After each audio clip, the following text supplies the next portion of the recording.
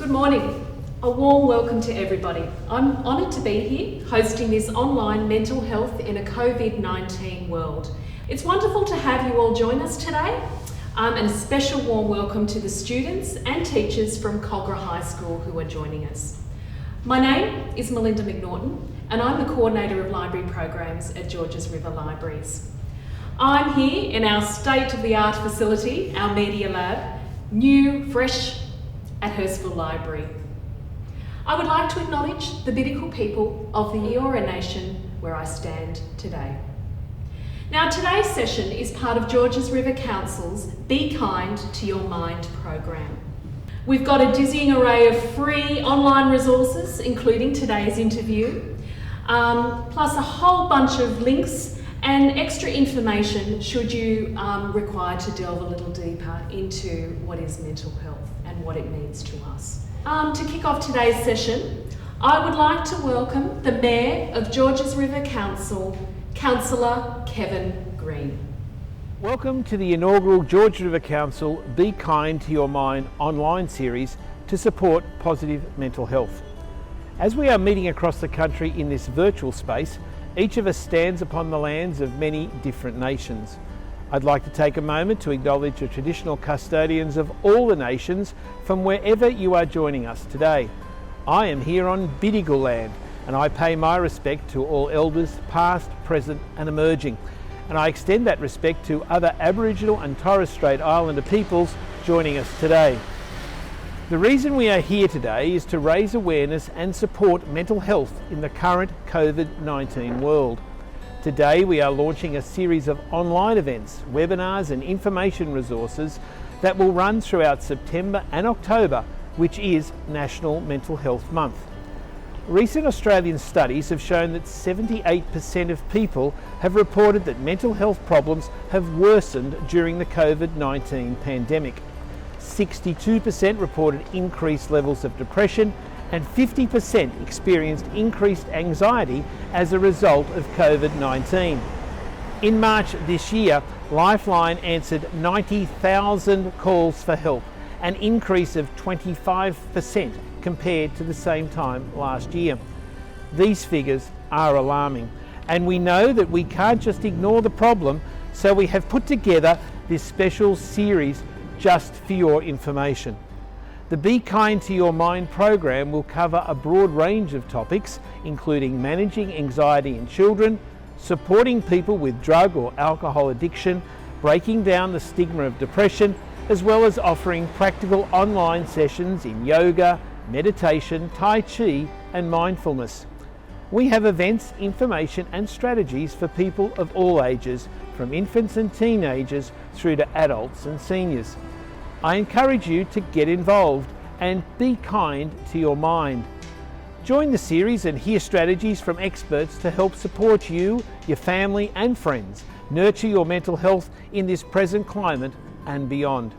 Council is proud to be partnering with Headspace, the Black Dog Institute, Alcohol and Drug Foundation, South Eastern Sydney Local Health District, the Primary Health Network, Three Bridges Community and local schools from the Georges River area. Today, to kick-start the series, we are privileged to have Headspace hosting a Q&A session with Kogarah High students, and I welcome all students from further afield who have tuned in to join us. Be sure to stay tuned in over the next month as we dive in and tackle the sometimes difficult conversations about mental health. Visit the What's On page of our website to access the whole program and be kind to your mind. Thank you, Mr. Mayor. I would now like to welcome our facilitator for today's session, Stella Latikos, who is the Community Engagement Coordinator at Headspace Hurstville. Welcome, Stella. Thank you so much. It's really an honour to be here today celebrating the Mental Health Month in October for 2020. So as you mentioned, I'm the Community Engagement Coordinator at Headspace Hurstville. So basically I'm out in the community trying to advocate for mental health awareness, especially within young people and parents. So trying to provide a deeper understanding of what mental health is, and what, like you mentioned, what it means for us and how young people in the community can actually look out for themselves and out for their mates. So a big part of what I do is I go out to schools and church groups, sporting groups, tutoring classes, and speak about mental health and speak about sort of what are those signs that you can look out for in yourself, but also in a mate, and then how can you sort of provide that help and that support as a friend. I guess this is the purpose of this webinar today, is to do a little bit more reaching out. So we've got some question and answers, so we'll get into our question and answer time now. The first question is actually from Maron and Hassan from Year 7 at Kogarah High School. Hi, I'm Hassan and this is Maron and we're in Year 7. We were wondering what we can do to get help for our mental health. Yeah, so some of the places that you can go to get some help for your mental health, and there's quite a few out there. So I would say for school students, the very first point of call is your school counsellor. I really think school counsellors are a very, I guess, undervalued resource. But you know, they're there at the school. It's generally quite a simple process to get an appointment or get a referral to your school counsellor as well. And they're also able to advocate on your behalf as well, because they're in the school system. They're able to help you out with, you know, if you need extensions for assignments and things like that. So they're quite a really good resource to use within your school environment. So there's a child and adolescent mental health service, which is generally in every area across Sydney. So it's just a matter of giving them a call. There's Headspace as well, which is a free youth mental health service for people aged 12 to 25. And we've got psychologists, counsellors, we've got a GP, we've got an alcohol and drug worker, an employment support worker, a caseworker. So we do offer quite a bit more of a holistic kind of service and approach. Yeah. You can also go and see a private psychologist. So of course they will charge for the service, which you do get some of that back if you've got a mental health care plan. Through Medicare you get some of that back. But you know, for some people, paying that amount of money for a psychologist isn't always the most viable option. So a place like Headspace, which is free, Yep. and you get like the same kind of psychologist sort of experience. That's also an option. There's other organisations such as, you know, Anglicare or Relationships Australia as well, which obviously provide a bit more targeted approaches. So Relationships Australia is, of course, you know, dealing with sort of relationship issues and counselling around that theme. But then, you know, especially for young people trying to navigate the digital age, there's heaps of online services and phone services as well. So just to name a few phone services, Lifeline is a super, super important one. I normally encourage, when I go out to schools, I normally encourage the students to actually save Lifeline as a contact in their phone. So Lifeline is the 24/7 crisis support line, 13 11 14. And it's kind of just good to have handy if you're ever in a situation where you yourself feel unsafe, or you're with a friend or with your child or somebody else who's in a bit of a dark spot. Yeah. And it's just very simple to pull out your phone, and then they're in touch with a mental health professional. So that's really helpful. Same with Kids Helpline. There's a lot of, I guess, hesitation around Kids Helpline because of the name, but Kids Helpline actually goes all the way up to the age of 25. So young people up until that age can still call Kids Helpline and get that online telephone counselling. The really cool thing, places like Lifeline, they've also started recently a text service.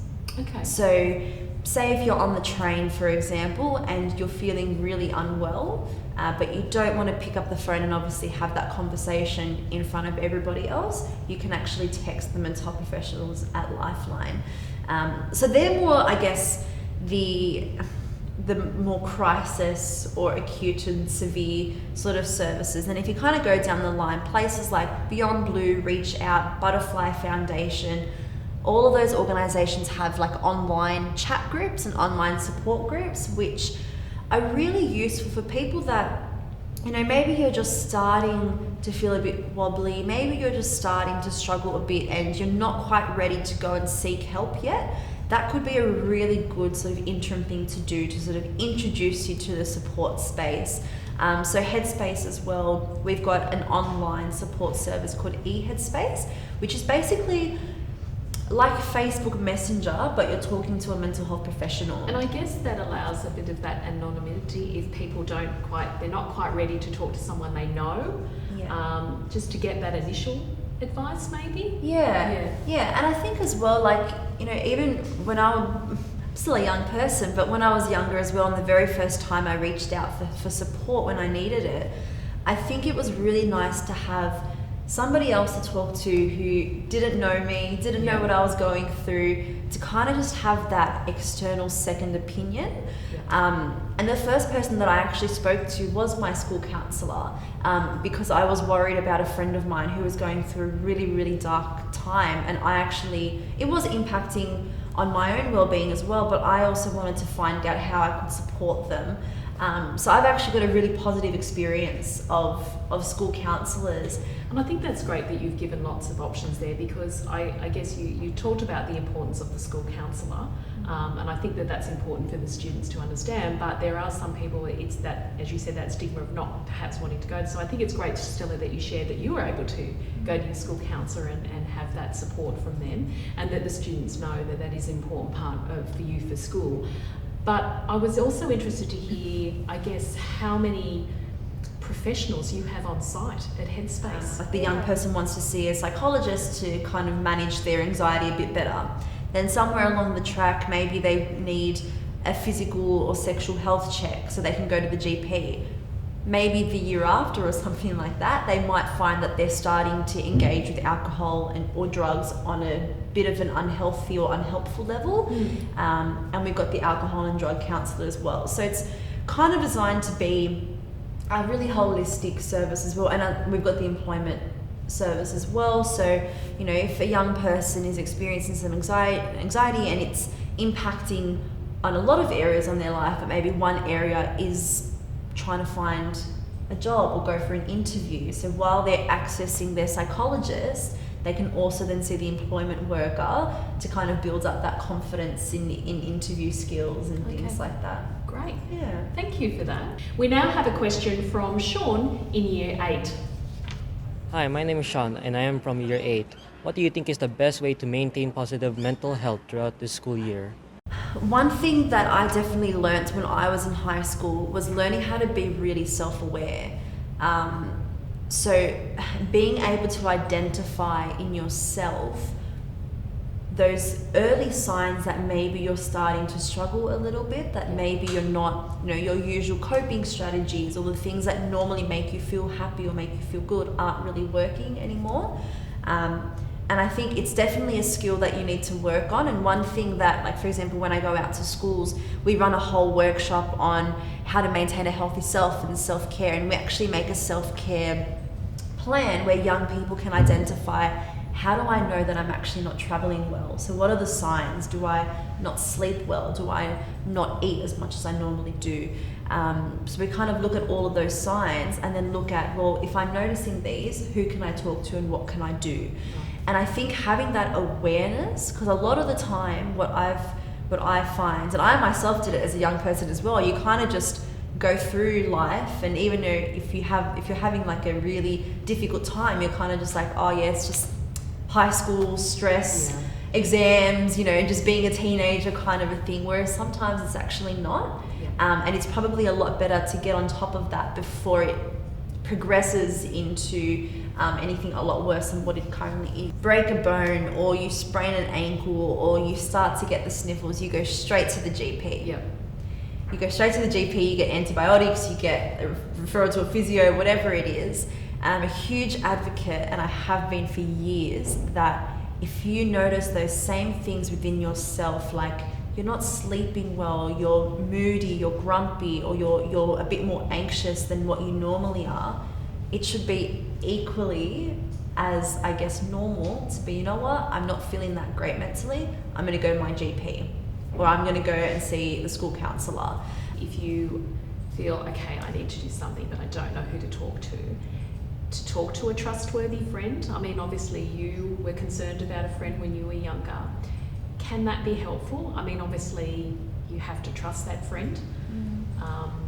Yeah. They'll get you the help that you need if you're not quite sure what to do. So I think peers have a really big role to play and a really big influence, and that's why I'm really passionate about educating young people, not to train them to be professionals or counselors, but to kind of be those gatekeepers of, you know, if a friend comes up to you and they're struggling, actually having the skills, the good listening and non-judgmental skills to say, that's really, you know, it sounds like what you're going through is really tough.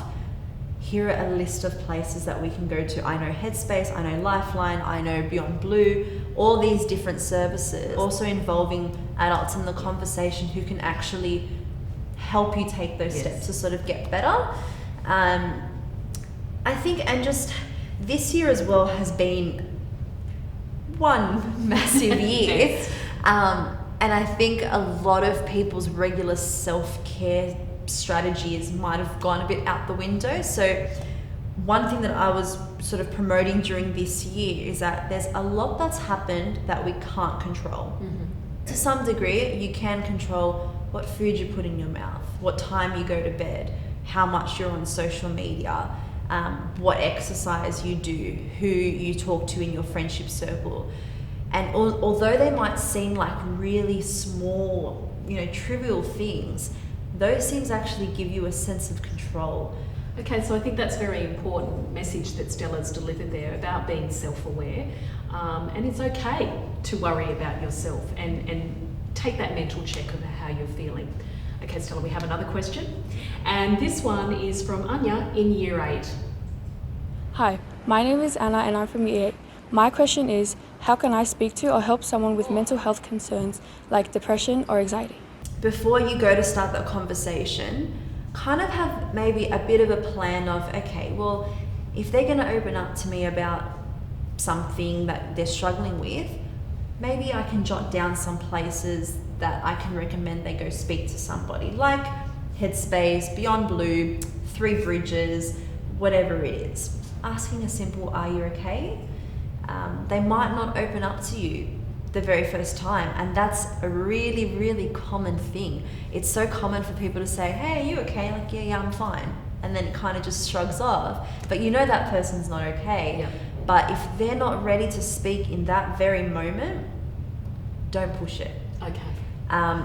I would suggest, you know, saying to them, look, I've noticed over the past few weeks you haven't been yourself, you haven't been coming to school as much. Kind of look at the things that you've noticed, and letting that person know that you are there, because they might not have reached out to anyone before. And I think a lot of the stigma that's associated with having an experience of a mental health issue is that I'm the only person going through this, no one's going to understand me, I don't want to talk to other people. I'm not saying everybody experiences those, but they are quite common thoughts to have when you are experiencing a mental health issue. So if you as a friend can say, hey, number one, I've actually noticed that you're not yourself, I care about you, and if you do need to chat, I'm here. It kind of just, I guess, lets that person know that somebody has noticed. If, however, you are concerned for their safety, and by that I mean if you're concerned or if you've noticed that they're engaging in things like non-suicidal self-injury, or if they've actually disclosed that they're going to either, you know, harm themselves or harm somebody else, that's a different situation. That's where you kind of have to tell a school teacher or an adult or some other mental health professional immediately. Okay, now I've actually got a question from Michelle, Georges River College at Peakhurst campus. So she's asking, from a teacher's point of view, what's the best way to support students' social relationships post-COVID? Instead of just doing the regular 8 to 3 p.m. kind of school, maybe looking at doing some after-school groups or after-school activities, or getting services like Headspace, for example. So we're more than happy to come out to a school and run a group of some sort, encouraging young people to get involved with sporting clubs or with chess groups or with any other groups or extracurricular activities as well, but also I think as a school providing those opportunities. So providing opportunities for young people to stay back after school and engage in some kind of activity and have those forums for young people to connect. Potentially engaging with other services as well to come in that conversation and to help support young people. Now we've got another question. This is from Noor in Year 10. Hi, my name is Noor. I'm in Year 10. My question is, what can we do as a school community to lift the stigma and have meaningful discussions around mental health, depression and suicide? 1 in 4 young people will experience a mental health issue. So it's not a rare occurrence. And I think, like I was saying before, when you're going through a mental health issue, a common thought is, I'm the only person going through this. No one's going to understand what I'm going through, what I'm experiencing. How can you normalize that experience within your school community?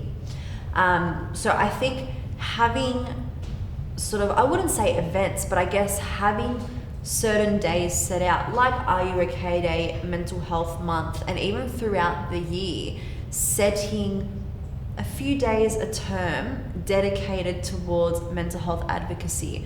So whether that's doing a bake sale, whether that's getting, for example, Headspace or another organisation to come in on that day and have a talk at assembly. I would also suggest in your school community to, yes, raise awareness of mental illness and mental ill health, but also start to shift the focus as well to mental wellness and what initiatives can you do at your school to actually promote mental wellness within the school community. Our next question is actually from Khadijah in Year 12. Hi, my name is Khadijah from Year 12. My question is, what are the best ways to provide support for our peers throughout the challenges and pressures of a very unique year? Alrighty, so there's a few things that you can do to provide support for your peers, especially during this year, which has been a very unique and very challenging year. I think the most important thing is that if you notice that a friend is starting to struggle a bit, or you've noticed some things that they're not behaving or acting as they normally would, just reach out and ask the question if they're okay. So I think, yeah, definitely do reach out, and as I mentioned earlier, pick the right time, pick the right place, make sure you're in a healthy headspace as well, and just be calm. You're just having a conversation. I think a lot of people get really, really afraid to start the conversation with someone because they don't know what that other person's going to say. They think they're not going to be able to help or provide support, or you're not expected to do that. I think there's that very big misconception. So all you need to do as a peer is ask the question, are you okay? And literally just sit there and listen to what they have to say. You know, it's like that feeling of when you've got something burning on your chest and then you finally let it go and you just have the space to let it all out and rant. Maintaining your social connections after school as well. So, you know, when we were kind of more in lockdown, I know we couldn't really hang out on the weekends, but trying to find ways to maintain those social connections outside of school hours, because you guys are lucky that you do get the time together to actually interact during school, but looking at how you can actually make that work for you outside of school as well. And again, if you have any concerns about yourself or about somebody else, speak with a trusted adult. Go and have a chat to the school counsellor. They're not as scary as you think. Look, that's good, because actually who's a SRC representative at Georges River College at the Pecos campus, had asked a similar question. So that's great. I think you've covered some great information there. Now we've got one last question, and this is actually the parents who've been asking the question. So the question is, my child spends a lot more time on their phone and computer during COVID-19 and seems to be getting depressed. Connection is super, super important. So if your young person is using technology in a way to connect, I wouldn't necessarily say to condone that.